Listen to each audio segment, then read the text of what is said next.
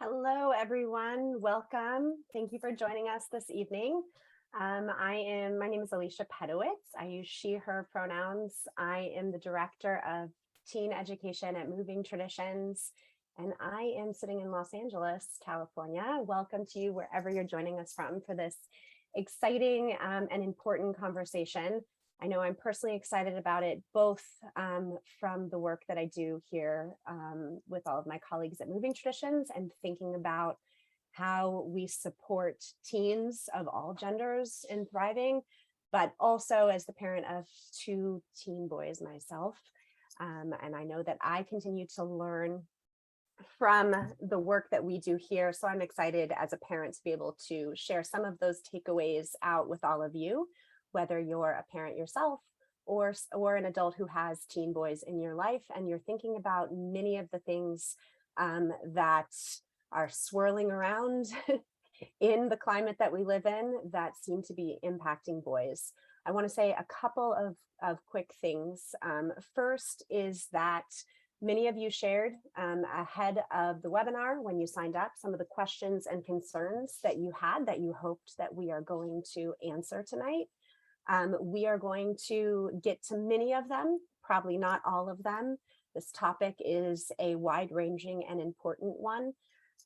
So we will be sharing out some resources at the end, takeaways, but also feel free to, throughout the webinar, respond, have conversations in the chat. Many of my colleagues at Moving Traditions will be responding as well. We often have rich conversations in the chat as well as on screen. And if we don't get to your particular question tonight, please feel free to follow up with us after. Again, we'll be sharing out resources with everyone who came. And I also just wanted to say a note about the topic, supporting teen boys. Here at Moving Traditions, what we strive to do is to support the shlemut, the personal wholeness of teens, help them in the practice of chesed, or kind and caring connections with one another and with their communities, and in the pursuit of tzedek, of justice, or societal wholeness. And that looks like any number of things depending on who they are, the different identities that they hold. One of the identities that all of our teens hold is their gender identities, and the ways they've been told by society that they are supposed to act or expected to act based on their perceived gender. When we talk about boys tonight, we realize that boys and who identifies as boys is expansive in and of itself, but what we are actually talking about is the impact of those norms that are perceived as masculine and how they end up impacting individual teens. So please kind of hold in mind, we'll use the term boys, but we're really kind of speaking in a very expansive way that accounts for the experiences of all of the young people in your life. On that note, I want to also introduce my colleague, Rabbi Daniel Brenner, to say a bit about our work with teen boys. Daniel, I'm going to turn it over to you. Thank you, Alicia. It is wonderful to be part of this conversation tonight. Just a little bit about my personal history. 11 years ago, my two sons were getting ready for their bar mitzvah. And I was just starting my work at Moving Traditions as we were launching the Shevet program.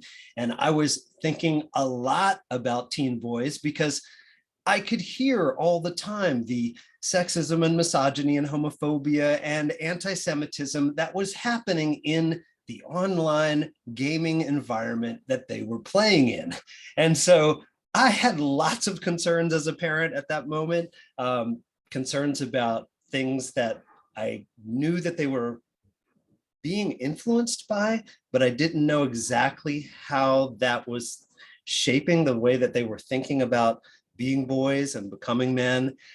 So it was a very, very helpful thing to be, as a parent, working on the launch of Shevet and training folks to do Shevet, and also just raising a couple of boys who I think they turned out really well, actually.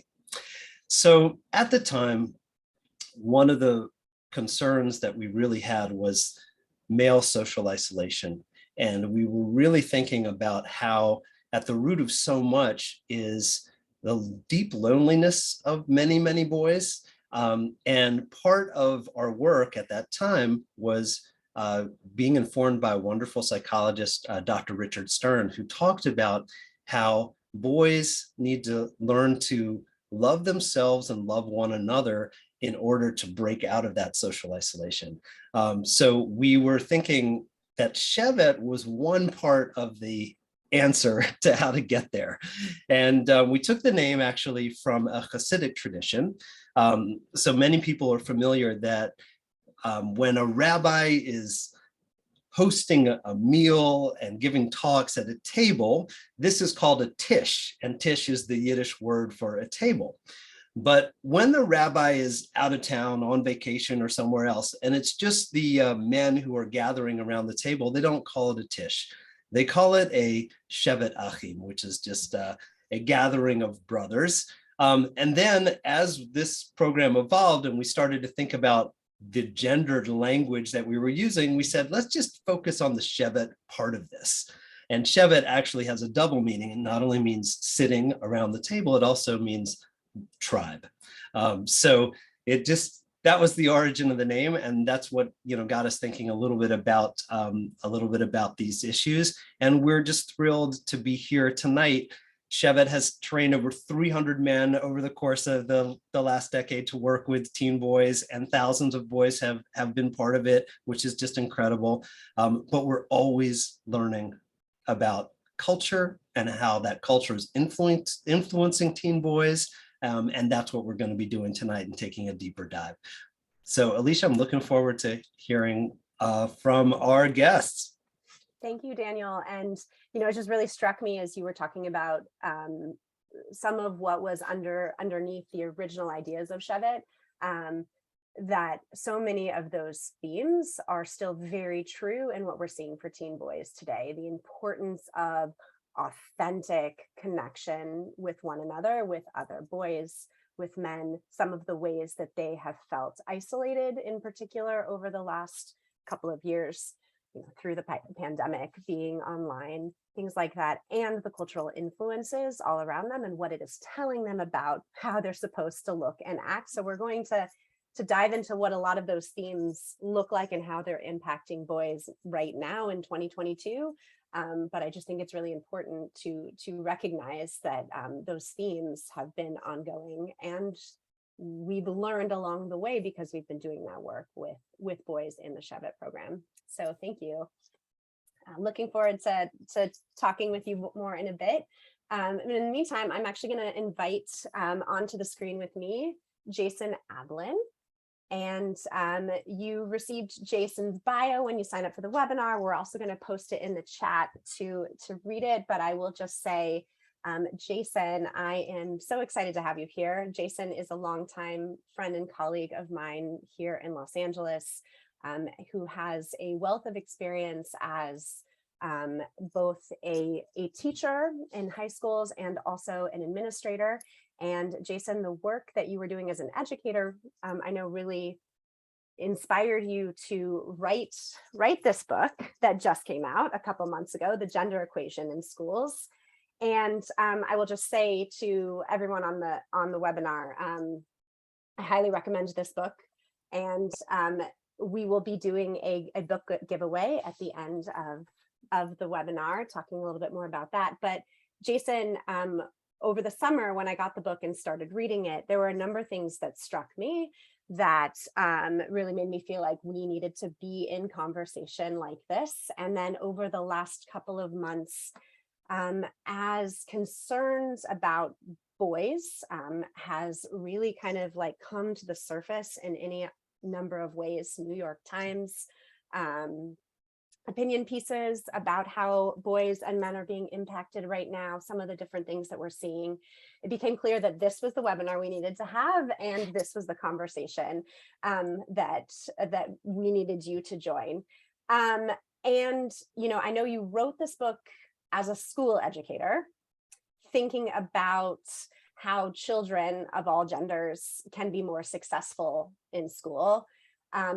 And that one of the things that emerged for you as you were writing this book was the role that gender plays in helping young people be successful in school. And in particular, there were things that came up for you that you were seeing over and over again about boys, which is part of what brings us here tonight. And I will just say, in some ways, we kind of sit on the flip side of that coin, right? At Moving Traditions, what we're really focused on in our programs is the social emotional lives of teens. And we also understand gender as a means of supporting their social emotional well-being. And I know as you wrote the book, you saw a connection between those two, the social emotional sort of lived experiences with teens and their experiences within the 8 hours a day they're spending in school. So I'm wondering if you can elaborate a little bit more on that connection and what emerged for you. So Alicia, first of all, thank you for having me. I really appreciate it. Really glad to be working with Moving Traditions and Daniel and Matt in this conversation. It's a real pleasure for me. And I'm gonna start with conversations that I've been having with parents. And I think this is a really good starting point because parents are communicating to us all sorts of things which they weren't communicating to us about boys 10 years ago. And so in my office, typically when we would have a parent call or come in to want to speak about their boy, it was typically about, how can I get my son into the most advanced math class? How can I get my child into the most advanced science class, right? And it was always the typical type of masculinized subject areas in academia that they were trying to push their children, their male children into, right? And there's some statistics to back this up, that this is actually the patterns that parents get into. About 10 years ago, this conversation really started to change for parents. And just recently, which I'm going to tell a little story, I had a parent call me up and they said, look, Jason, I have a 9 or 10-year-old and I have two major concerns. And the first one was something I've heard a number of times before, which is, she said, Jason, how do I keep my son from being a jerk? Right? And so this is kind of a good thing that she's asking, right? In other words, that she's finds herself in a very different landscape with a lot of different information about the raising of boys these days. And what she's not interested in is raising a boy who's going to be exhibiting a lot of the behaviors we see in a masculinized, misogynistic society. And she's not interested in raising her son in that way. That's a really positive aspect of this. I will also say she didn't use the word jerk, but I'm not going to use the actual word that she used, okay, on the webinar. The other question she had, which is a much more poignant one, which also saddens me as an educator, who really, as you mentioned, I have, what I've dedicated my time to in my work is to using gender as a lens to make kids more successful in school, right? And one of the things that she communicated to me, her second concern was, why does my son hate school so much? Why does my kid not like going to school? Why is his best response to me about school is, it's fine, it's okay. Or he comes home with pretty, sometimes kind of miserable experiences in schools.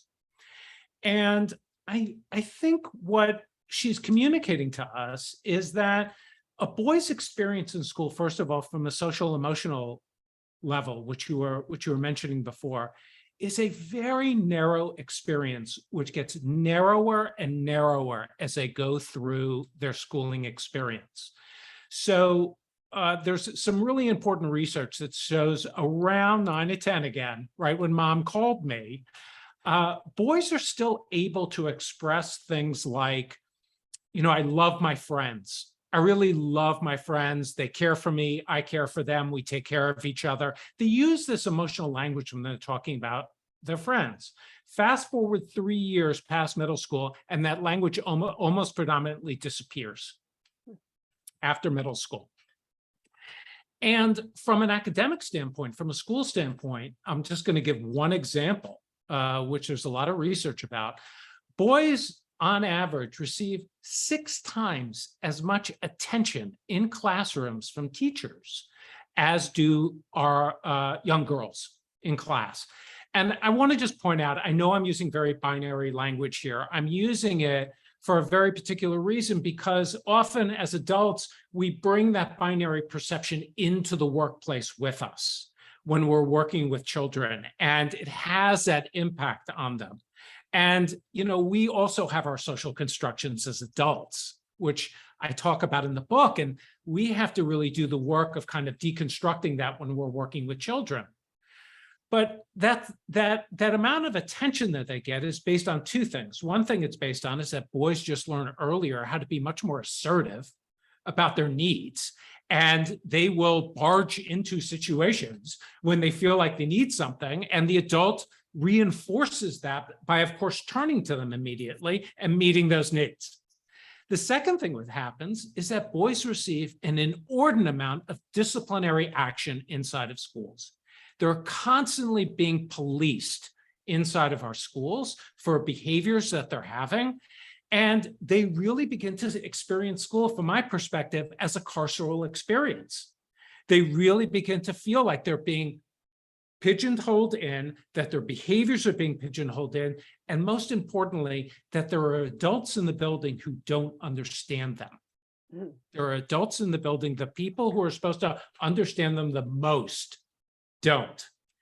And I talk about working with young teachers who particularly feel the frustration of working with young boys and don't necessarily know how to handle that situation.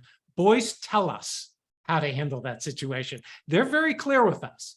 Boys tell us almost immediately that the teachers that impact them the most are the teachers that get them. The teachers that have done the work of creating relationships with them.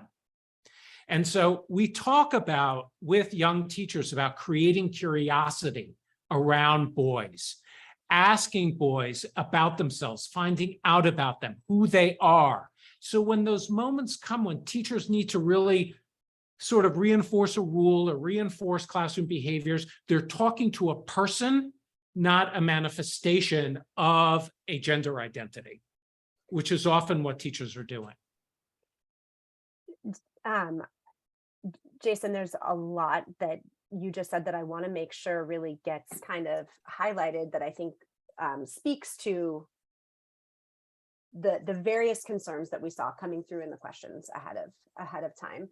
One is, that first question that you said you got from that mom about, how do I keep my son from being a jerk, right? One of the things that I have been really kind of thinking about and aware of in the landscape around boys, in the questions we're hearing from educators and myself, that I'm thinking about, again, as a parent of a kind of 9th grade boy, so deep in it, is it feels to me like the conversations around gender and gender norms for the last many years have, the way boys have been in that conversation, it's really been about, how do we serve and expand the experiences for girls, and how can boys not be jerks or be allies, right? And helping that, which is important. But it feels like we are now shifting and recognizing that boys' experiences of what some of those gender norms are doing to them is important in and of itself, right? We're now focusing to thinking about, whoa, we have boys who are sitting in classrooms all day, as you just pointed out, who are feeling like they're not understood. And the only measure of success throughout the course of this 8-hour day is, how well they're doing by these external standards of, I should be good at math, I should do well here, but their emotional experiences don't matter. And when you and I were talking and preparing for tonight, you said something to me that struck me, that I want to ask you about more, which is about helping, like the way that we kind of reinforce for boys that they're supposed to compartmentalize how well they're doing in school and their actual emotional experiences. And what we actually need to be doing is helping them build their emotional connective tissues, connecting those experiences together. I'm wondering if you'll elaborate on that a little bit. Absolutely. In the past few years, I've also been, I think this has been alive a lot because of the #MeToo moment and its continuing conversations about it. But I've been getting calls from schools who have asked me to come in and speak to the boys in the high school, because there's some kind of behavior going on, whether it's with their phones or with the girls on campus, where there's this kind of, very misogynistic, sometimes dehumanizing behavior of the girls on campus. And they want me to come in and they want me to speak to boys, right? And of course, I said, I'll be glad to speak to the boys, but I'm not going to have the conversation that you think I'm going to be having with them. And I have a very different conversation with them. And the first place I begin with these boys is talking about stress. And we have long conversations about what is stressing you out. What are the things that are pushing your buttons that are making it difficult to function during the day? How are you dealing with the various aspects of life on campus? And invariably, what I hear from the boys is, which breaks my heart every time I hear it, but it's so consistent. I hear about how exhausting it is to be them, how they always feel like they are losing in some way, that they're climbing some mountain that they're always rolling back down, or the rules of the mountain change quickly, and all of a sudden it becomes steeper and more difficult to climb. It's like they never feel that people are satisfied with them. They always feel like they're doing something wrong. And we place these kind of enormous expectations upon them that sometimes can get met, sometimes they can't, but somehow the boys feel, and they tell me this, and this is also backed up by research, which is in the book, the boys experience that somehow they're supposed to be good at things just because they're boys. They're supposed to be leaders. They're supposed to be good in certain subject areas, as you mentioned before. They're supposed to be this, or they're supposed to be that. And my argument is that we spend a lot of time admiring boys, but we don't spend a lot of time connecting with them, hugging with them when they get older, and loving them. Not enough. And I think the boys are communicating, one line that I've heard before, which I think is really important, is if this behavior could talk, what is it telling us? Yeah. Right. And on that note, there is something that you talked about that I'd love for you to say a bit more on, which is one of those moments that we get a response from boys that's telling us something about they might be stressed or having a hard time, right? And you talk a little bit in the book about how, typically like girls when they're struggling, and again, we're using binary girl-boy language because we're talking about the norms that have been and the behaviors that have been reinforced for them, right? So the female behavior is like, if you're struggling or having a hard time in school, you say, I don't know, right? And that kind of like is a way of saying, I need help. Help me out of this hard situation. And boys, when they're experiencing stress or having a hard time, they'll often just say, I don't care. I know I've heard that. Can you say a little bit more about what we as either parents or other adults, like if we hear that response, what it might be signaling and what some ways to use that as an opening? Great. So it's a great question. And the I don't know answer with girls has a lot to do with these, and again, probably really constructed over the last 15 to 20 years, but this enormous pressure of perfectionism that we place on girls. So one of the ways to avoid their sense of being exposed as not perfect is to kind of try to exit the conversation by saying, I don't know. Right. And one of the ways to combat that is that's a pretty simple one to combat in many ways. One of the ways to do it when we're dealing with something inside of school and inside of a classroom or at home working with your child or, something that you're working with them on is to say, well, what do you know about this? What piece of it looks familiar? Mm-hmm. What piece of this is something that you can remember or relate to? And let's build from there.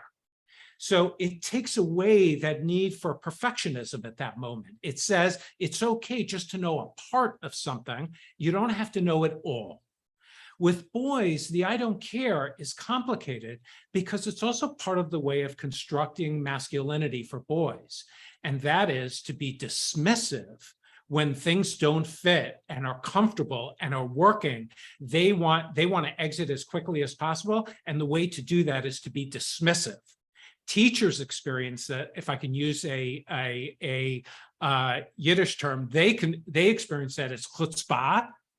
The children are being chutzpahdik by saying, I don't care.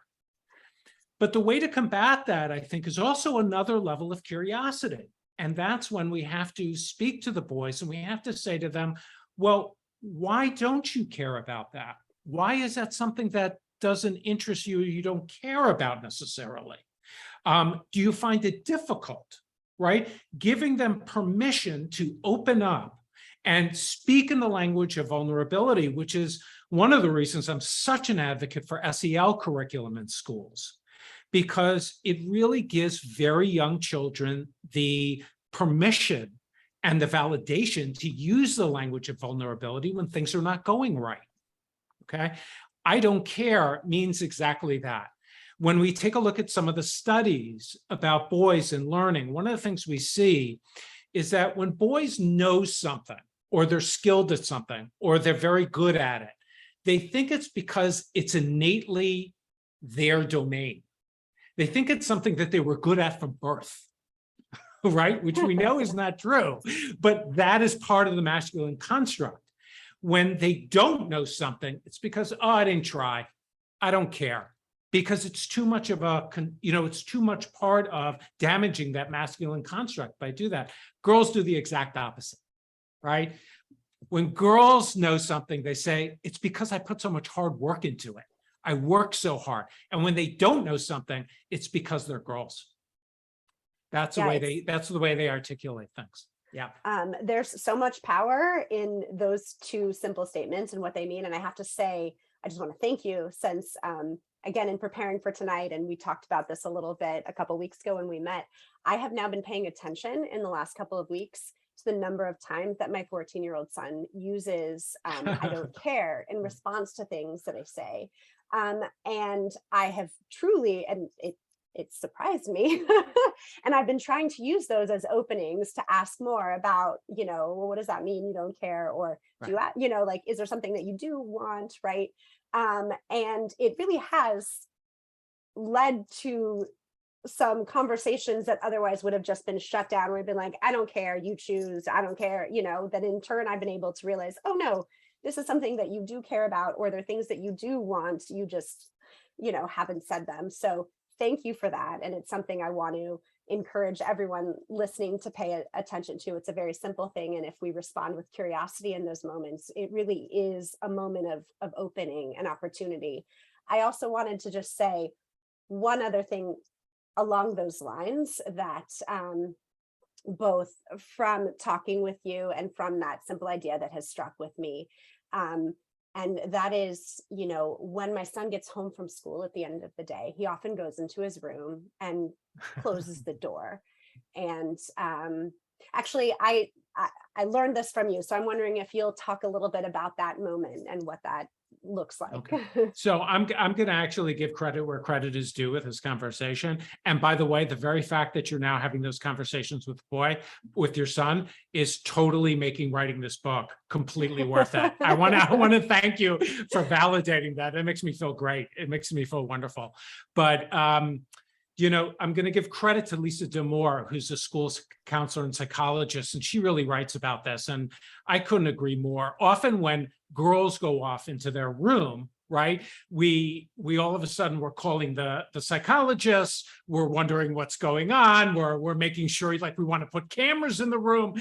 And often what Lisa Damour says is that girls are often going into their room to do the very same things they would be doing if they weren't in their room. And we don't necessarily give them the space. We think they're constantly in crisis and need saving. Mm-hmm. Okay. With boys, what happens when they go into their room is we tend to say, oh, he just wants to be alone. Right. Reinforcing, I think, something that Daniel said before, that it's assuming that boys want some form of isolation. Mm-hmm. And I don't think we should ever make that assumption. And I think we need to check in with our boys to make sure that they are doing in their room what they would have been doing outside their room as well, or if they need some support. I'm going to tell a wonderful story, which I always tell, which it's a gem. And it's about a mother I know who has 4 boys. and they're all kind of very close in age. And they're much older now, but they were, at one point they were like 17, 16, 14, 13. You can imagine what that house was like, right? And what she used to do was she used to come home from work. She used to take a short nap, 30 to 45-minute nap. And then at around 10 o'clock at night, 10:30 at night, she would cook food and put it out in the kitchen, and then stand in the kitchen and watch the boys slowly come down from the scent of the food that was going upstairs. And they would all gather in this kitchen together, and she would sit and listen to what their conversations was about. She would ask them questions. She would engage with them. But what I want to really reinforce with parents, which I think this is a great piece of advice that this parent gave us, is that we want to create environments, non-confrontational environments, low-level environments where our boys can come into spaces and we can be attentive and we can be present. They can feel not threatened by the situation, and they can really feel like they can get into conversation with us about all sorts of things, right? And there's no better way to do that than around food for boys at 10:30 at night or 11 o'clock at night. It's really just kind of a brilliance of parenting, right, at that moment. Yeah, I stock peanut butter pretzels and Takis because those are my son's two favorites for late night snacks. Jason, thank you. I feel like there's so much more we could keep talking about, but I'm going to actually use that moment. I think it's the perfect segue into talking a bit more with Daniel and about learnings from our Shove It program. We'll come back to Jason at the end. And Daniel, welcome to the conversation. I feel like in my mind, I'm like one of those boys, and I'm like smelling, some delicious spaghetti sauce wafting through the house, and I'm like running to be part of that conversation. I think that was a great story. I often say that at the very beginning of the Torah, we have this beautiful line that humans are created and they're tov, they're good. And boys are not told that they're innately good. And one of the things that happens with boys is that boys are put into environments where they are forced really to compete with one another and to create enemies. So the feminist psychologist, Sandra Bem, who for most of her career taught at Cornell, she used to always say that boys are taught that they need to earn respect from other boys. So like that, in order to get respect, you have to compete, you have to prove that you're tough, and you have to prove that you don't care. Like when I think about my own, I was a day school kid, I was a good kid, but also I was competitive in judo and I was competitive in debate. It was just all aggression, physical aggression or intellectual aggression. Like that was my hours and hours and hours of my day. So when I think about that, I think that what Jason was saying about go talk to the boys, he would just start with tell me about the stress in your life. That is so much of what is at the heart of Shove It. What we try to convey to every mentor that we've worked with is you're not there to talk about your life. You're there to create a space for the boys to talk about what it's like to be a boy or what's going on for them. And we structure our curriculum to combine Jewish wisdom on all sorts of topics like competition and intelligence and stress, and topics around money and class, and topics around communication and even objectification and sexuality. So all of those issues are ones that we put in the hands of our mentors, who are all sorts of folks, educators, rabbis, volunteers, and they know that it's their job to once a month gather for a couple of hours over some food. So it could be some of the snacks that you have, Alicia, or it could be something more. I mean, my second group that I did with teen boys in my community, we made pizza at the beginning of every group. So got the dough out on the table, make the pizzas, put them in the oven, sit down and talk, eat the pizzas, talk a little bit more, just an amazing flow. But I think that part of what we were trying to do is we're trying to say that boys just don't come in and sit down and talk. They need first something to do. So we thought about all the ways to integrate games and physical activity, even cooking, into the very first part of the curriculum.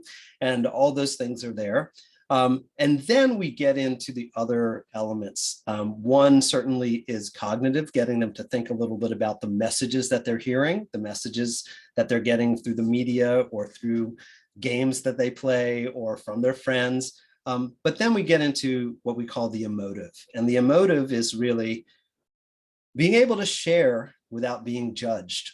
You know, teachers and coaches judge them all the time. Being able to sit and not be judged, to just say, this is what's going on, or this is what I'm feeling. That's a very rare thing. And we also have to take baby steps to get there. I always use this example when we're talking about how to get teen boys to talk. They don't want to open up necessarily, especially amongst their peers. So one of the things that we do is we offer choice. So like you say something like this, think about a time in your life, either when you felt rich or a time in your life when you felt poor. Just think about those things. Which one of those things would you be willing to talk about and share about?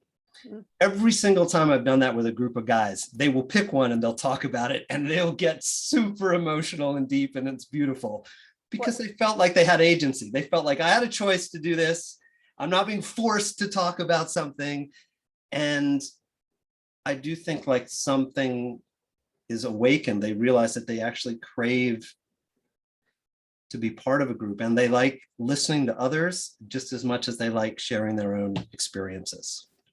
What I like about what you just said is it's reminding me of something that came up with Jason, right? And how if we just straight up ask, like, how do you feel about that? Or, do you like that? There, we often get the I don't care, right? But if it's a different, like, sure, giving a couple of choices sometimes actually opens into the conversation in a completely different way. I'm also curious, Daniel, if you talk a little bit about, we're here at Moving Traditions as a Jewish organization working with Jewish teens. totally. How does Jewish wisdom and what it means to be Jewish inform all of the different things that you're talking about in regards to Shevet, working with teen boys, the various things we've talked about?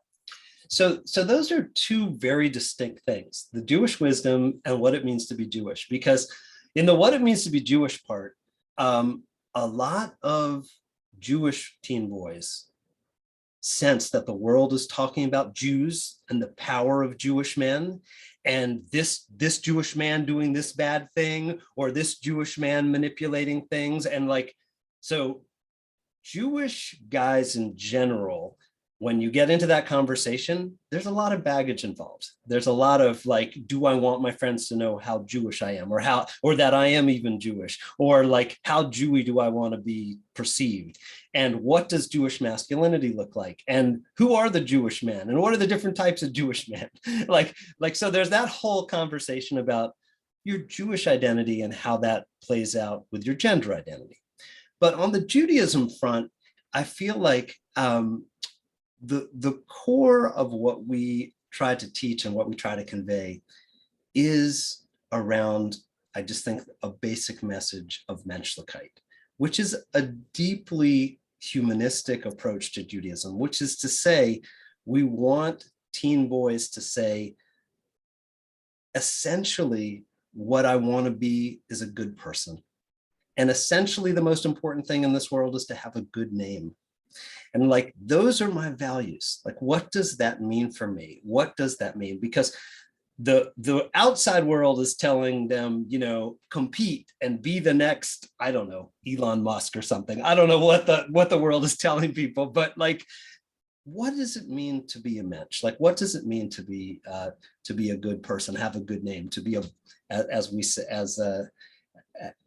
Baal Shem Tov, an owner of a good name? What is that all about? So I think that what we try to do is we try to create an experience where they're talking about their lives and we're bringing up Jewish teachings that are deeply relevant to their journey and their growth. And that's why, I think one of my favorite experiences of Shevet was I talked to somebody who is around Matt's age. We're gonna talk to Matt in a second, but I talked to somebody who was like in their 20s. I said, "Oh, what do you remember about Shevet?" And he said, "Be like Zusha." And I'm like, "What?" And he's like, "Yeah, I remember like, Zusha was thinking like, oh, I feel terrible. I'm not like as great as Moses." And like they said, just be the best Zusha. And like that was the message. The message was like, be authentic, be yourself, and like be the best yourself you can be. And I think like that's exactly what I think we were doing in terms of the Jewish education is creating an experience where teen boys can feel that. And I just want to pick up on that last story that you told as we then transition to bringing in a moment on Matt Ahrens, who himself was a Shevet participant, and because of his experience as a teen boy in that program, now is a future Shevet leader, plans to lead a Shevet group himself. One of the things that you just said about that story, that Hasidic story about Zusha, who wasn't about, were you the best this or the best that, were you the best you that you could be in the world? That was the story that was the question that got posed to him. Is going back to some of the things that I think we were talking about with Jason, about all of these societal expectations that boys feel like they're supposed to perform to and achieve toward, right? One of the most important things is how we continue to help ground it back in their own personal lived experiences of who they are. They don't get enough of that. And also reframing what it means to achieve, right? In positive psychology, which we draw from, we actually talk about the importance of feeling yourself achieving things, but that's a bit different than the way we talk about achievement in achievement culture and with all of these various standards. I'm going to just throw both of those kind of thoughts to you and turn it over to you and Matt to talk. I love it. I'm going to just ask those questions of Matt because perfect. That's perfect. Okay. So Matt, let's go. I want to just start off by just like getting into some of Jason's like really passionate and intense statements, like talking about being a boy is like being raised in a police state or being incarcerated. Like, did you experience any of that? How did you, I'd love to hear like how you thought about that when he was talking about it. Yeah. So first, thank you, Daniel, and thank you, Alicia and Jason, for so far a really wonderful and informative conversation. When I was a kid, so now I'm like 24. I was a kid. I guess I was in Shevet about 9 or 10 years ago, and I think since over the past 10 years or so, there has been sort of a shift in the language that we use surrounding our experience in school. So I don't know if I would have necessarily used that language, but I definitely felt like at times I wanted to get out and I couldn't. Well, that's it right there, isn't it? I guess it is. Yeah. What about the achievement culture? What were the messages that you were getting, and like, do you feel like there was unhealthy competition around it? What was your sense of it? Well, I felt as a kid like I had to be good at everything, and that really stunk because I wasn't. And I think like in my Shevet group, which was run by a guy named David Lieberman, who was really is just a wonderful person who I'm still in contact with. What he made possible, I guess, was an environment that was vulnerable enough, where people could be vulnerable enough to sort of say like, I'm not good at X, I'm not good at Y. And David was really would open conversation with talking about ways that he was not perfect.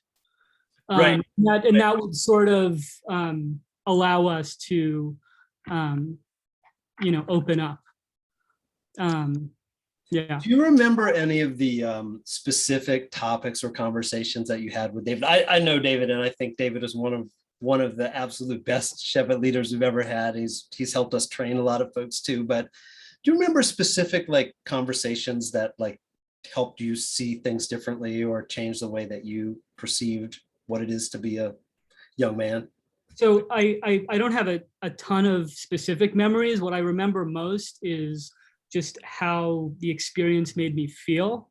And that feeling was of it was one of the first places where I felt like I could really open up, and around people who were teens. Mm, I think that often with teen boys, there's a lot of silly and sometimes destructive posturing that Sure. happens. And I remember how that was definitely not the case in his group, in large part. One of the conversations that I remember was a conversation about like the birds and the bees, sort of like Mm, a conversation that at the time, I like being 14 or 15, I felt was really I was sort of shocked that he would be having this conversation with us, because I knew then how, I guess, immature we all were in usually in having that kind of conversation. But I remember walking away from that conversation feeling like I was heard, like I don't think anyone in that room, I think I can say that, felt really judged for who they were, and that people could be emotionally honest with whatever they wanted to express in that conversation. it sounds like a very rare thing for any group of teen boys to be in that context. That sounds kind of amazing. Yeah. When you think about, obviously you're on your own journey, you're trying to make sense of your own life and your own masculinity and all that. When you think about the other guys in the group, did you learn anything from them? Did you like notice something about their struggles that maybe, did somebody have a different struggle than you? Did something like, I'm interested in not only just the self-discovery, but like, how did it expand your understanding of masculinity and what it could look like? Well, first, I think that through a lot of these conversations, I realized that a lot of what I was feeling, a lot of other kids were feeling too. Beautiful. And just, I think when you're a teenage boy, you often feel alone and like other people don't get it, and that other kids are sort of I don't know, on some other plane. But I think one of the things I really realized was that wasn't true, and that a lot of us were going through similar things. That's great. So I know that you've done a few things in the Jewish world. I don't know. You did something with Camp Ramah. I don't know exactly what you did with Camp Ramah in California. What were you doing there? In California, Maybe not California. I've done I was a camp counselor at Camp Ramah in the Berkshires. Okay, got you. I lived there my whole life, pretty much. Got you. From Got you. 8 to 16 or something. So not in California, but in the Berkshires. Okay, so you've done some work as a counselor. Yeah. What are some of the reasons why you would like to lead a Shevet group? What's on your mind? What do you hope that you could convey to a group of boys or create for a group of boys? Well, I think that as Jason and Alicia were saying before, we live in a world where it's really confusing. Sort of watching the news, having a cell phone, where there's so much happening, so much of which is really distressing. And I think when you're a teenager, it can be really hard to sort through all of that. And at the same time, you have an inner experience that can at times, I think, feel isolating for a lot of people.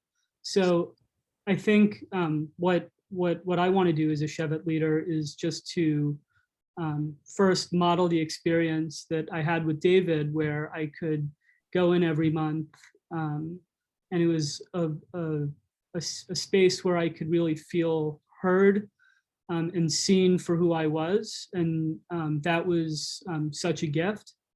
And to be able to facilitate that sort of experience for a young boy is something that I think could be really impactful for people. Love it. Love it. Thank you so much, Matt. And I really hope you do have the experience of leading a Shevet group. It's, for me, I think it's like one of the ways that I've felt the best about being an educator is being able to create a space where guys can be themselves and learn about themselves and feel the connection to each other. And I'm thrilled that David was able to provide that for you in your life so many years ago, and that you are now passing it forward. So just so incredible. All right, Alicia, back to you. Thank you both so much. And Matt, I just want to pick up on a couple of things that you just said that I deeply appreciate you kind of naming out loud, which connect back to some of the other things that have come up. You know, you said something about the experience of kind of like scrolling through your phone, social media, all of these other things, and then having an inner experience of reacting to that. But that inner experience feeling like isolating in a way, like I'm the only one thinking this, and not actually externalizing it or verbalizing it. And I think going back to some of the things that Jason was saying earlier that we were talking about, and that Daniel kind of spoke about in terms of what, like, the most important aspect that drove the Shevet program, right, is giving boys the space to externalize, verbalize, connect around what is otherwise this very isolating inner experience. And it is something that as a parent, I've tried to learn from, actually, in the various ways we do it in Shevet, that I want to share out with everyone on this webinar, that, as simple as it is, as it sounds, the moments of helping kind of say out loud and giving our boys a chance to verbalize that internal experience, those are the moments where we can create connection and a feeling that I'm not alone in that. So sometimes, like, I'll see my son scrolling through his phone. Not that I'm always interested in whatever meme that he is sharing with his friends, or like what TikTok video he is watching. But I actually try to ask about them, right? But then also asking, things like, hearing that person say that, how do you feel about that? Do you agree with that? Right? Is that something you admire? Or is that something that actually that bothers you, right? But just being curious about what they are seeing and giving them the chance to say out loud and not just experience and kind of like stew around it themselves. And I hope that that is one really major takeaway from this conversation, that one of the simplest things we can do in supporting our boys is kind of countering all the ways that they are feeling that they have to be isolated in their own internal experiences. On that note, what I'd like to do with the time that we have left is to go around to each of you for each of the things that you've shared. There's been a lot that has been said. There's been questions coming up in the chat. I want to give each of you a few final minutes, let's say about 3 minutes each, to any last things you want to make sure get said here. And most importantly, takeaways, things that you hope that the people who came to this webinar, who are thinking about the boys in their lives and how to support them, what are the 1 or 2 things that you want them to walk away from this webinar with? based on what you shared tonight. So I'm going to actually turn it back to Jason. We'll start with you, Jason. Sure, thank you. And Matt and Daniel, thank you for a very lively conversation. And Matt, your wisdom, not so far off from being that young boy in school and how that is translated for you right now, really helpful. As we know also that your generation has a very different relationship to these issues than my generation did, or even someone a little bit younger than I am. You've just been exposed to a lot of different things that I never had any exposure to, both in terms of the language of gender and in terms of that conversation as a whole. So I really appreciate what you brought to this today. I want to, and to riff off of what you're saying, I think boys are ready.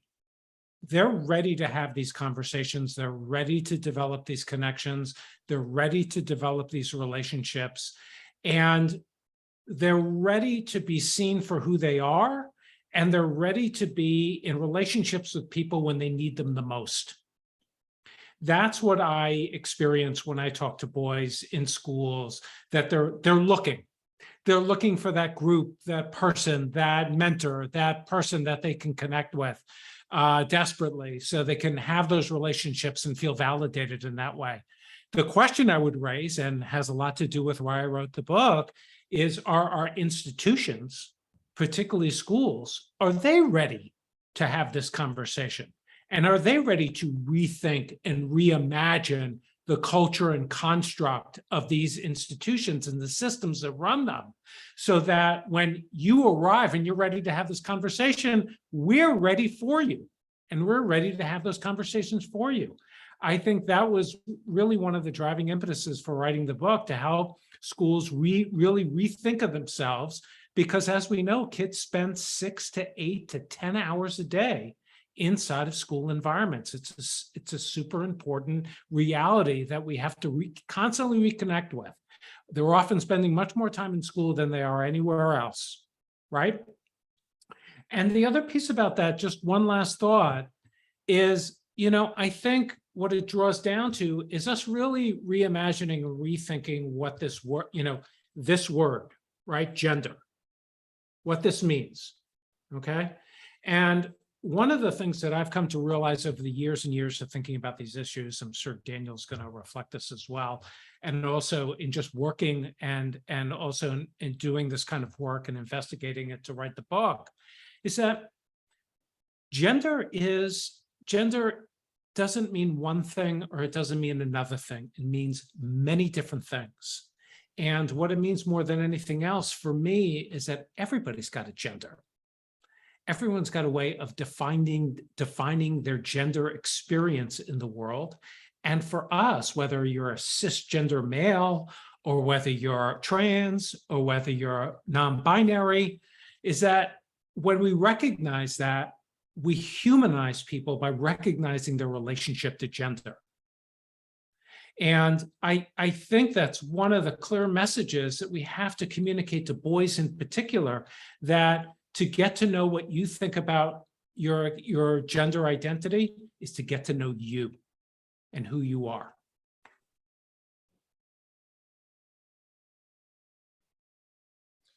Thank you for that, Jason. And I was actually just going to grab and put in the chat. We actually had a prior webinar, Raising Up Teens with Moving Traditions webinar on gender and gender identity and understanding the ways teens are talking about it. I'm putting a link to that in the chat. There's some resources on that. But very much the themes are the same, right?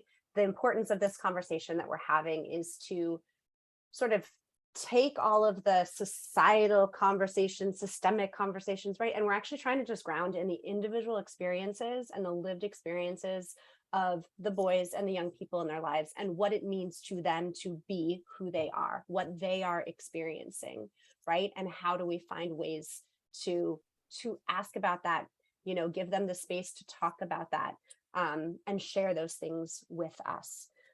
So thank you so much, Jason, for that. Daniel, actually, I'm going to turn it over to Matt next. Matt, any final thoughts from you? And then I want to turn it to Daniel to kind of close us out. Sure. I think that so much of what you've all said today really rings true. Alicia put in the chat that someone wanted to know, I'd like to know if Matt could explain what he meant when he said he felt like he wanted to get out at school but couldn't.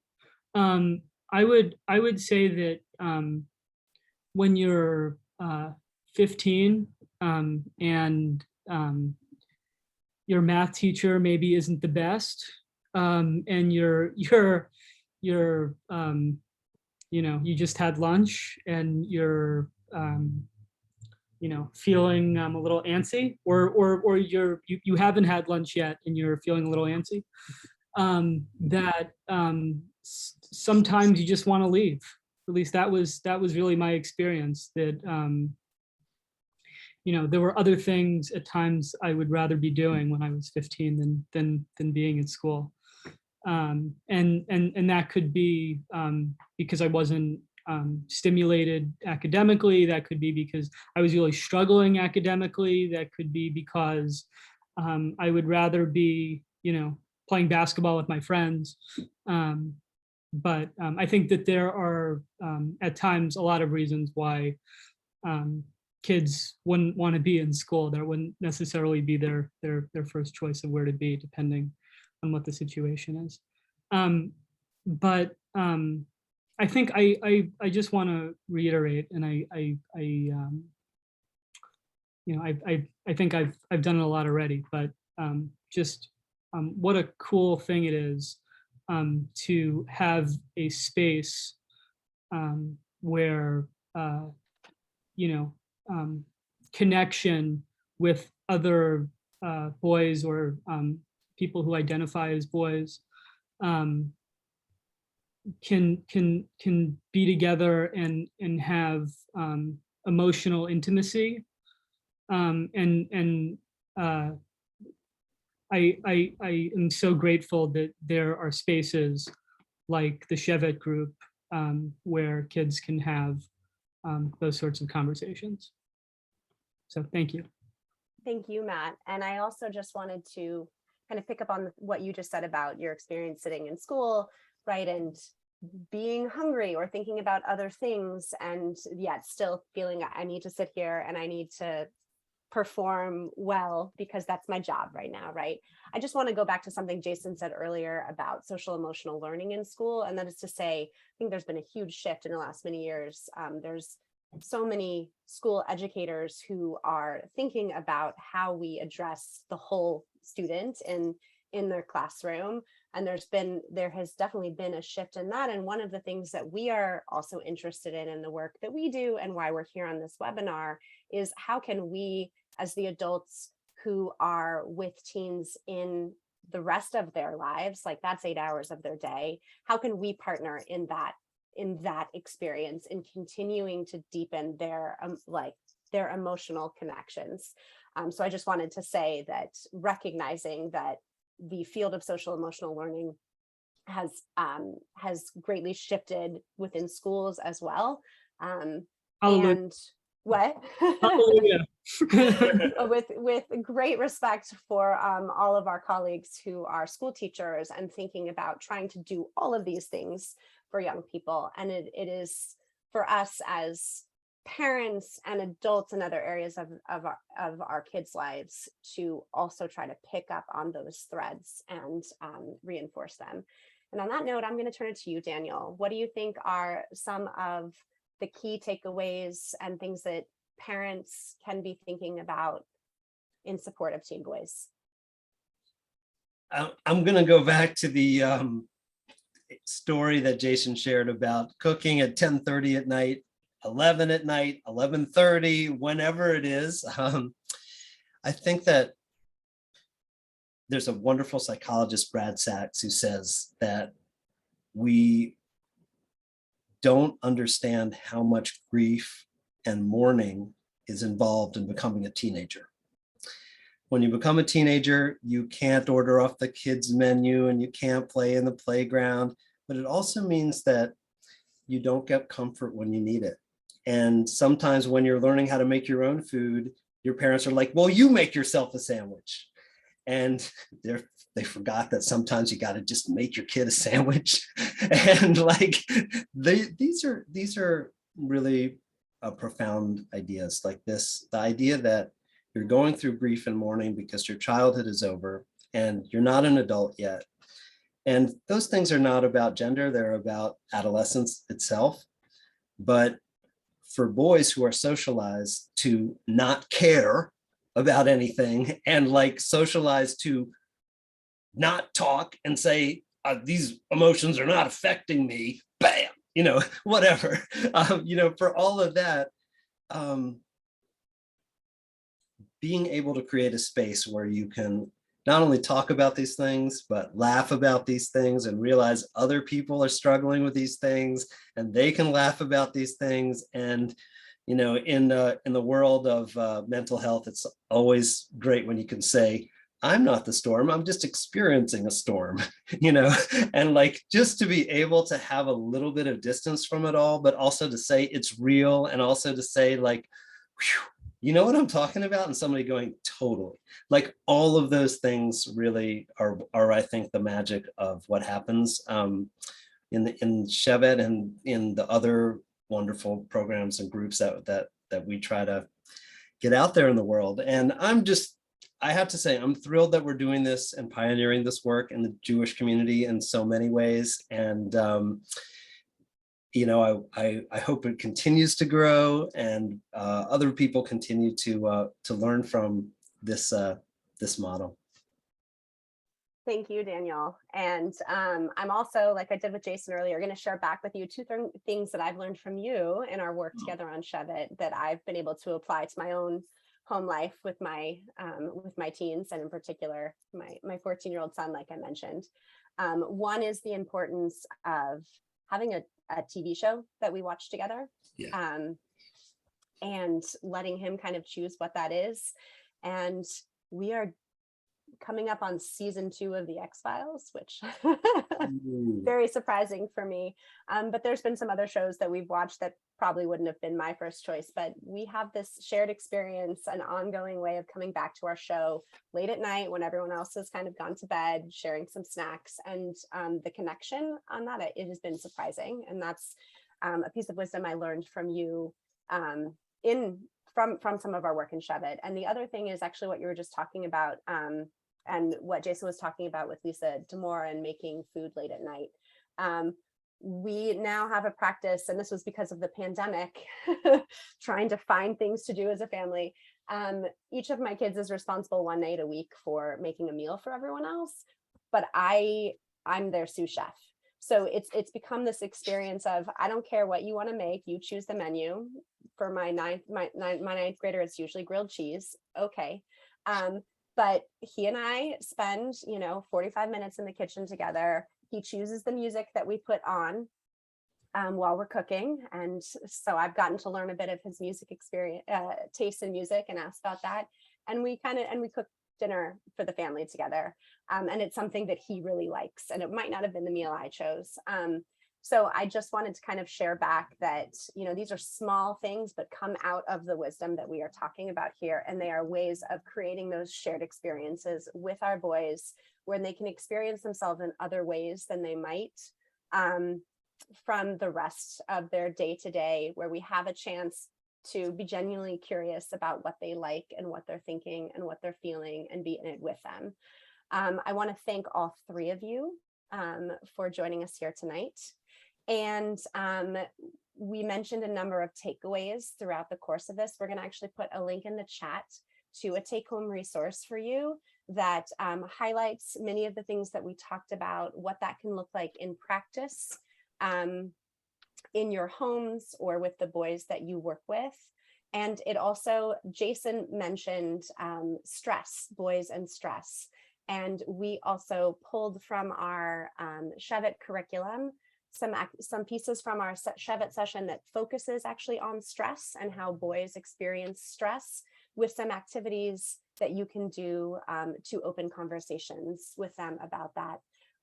So I hope that they come in handy. And 2 other quick things in just a moment. We are also going to put in the link in the chat a link to a very quick feedback survey on your experience tonight. I mentioned at the start of all of this, Jason's phenomenal book, and that we'd be doing a book giveaway. We have 5 copies of the book that we'd like to share with those of you who joined us.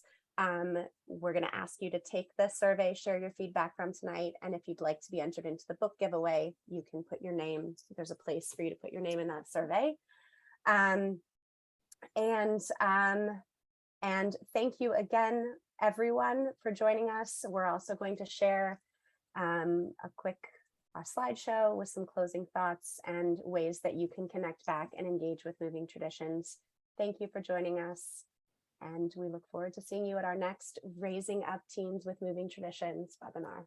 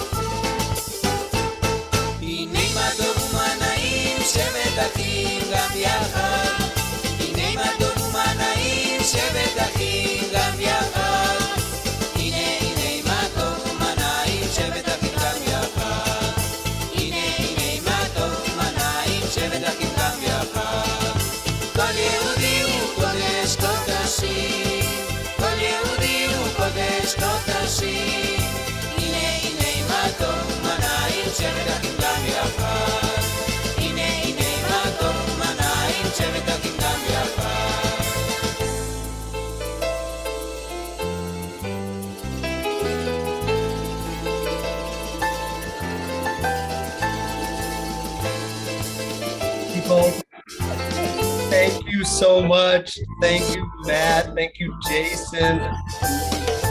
Conversation with you. Really appreciate you. Thank you.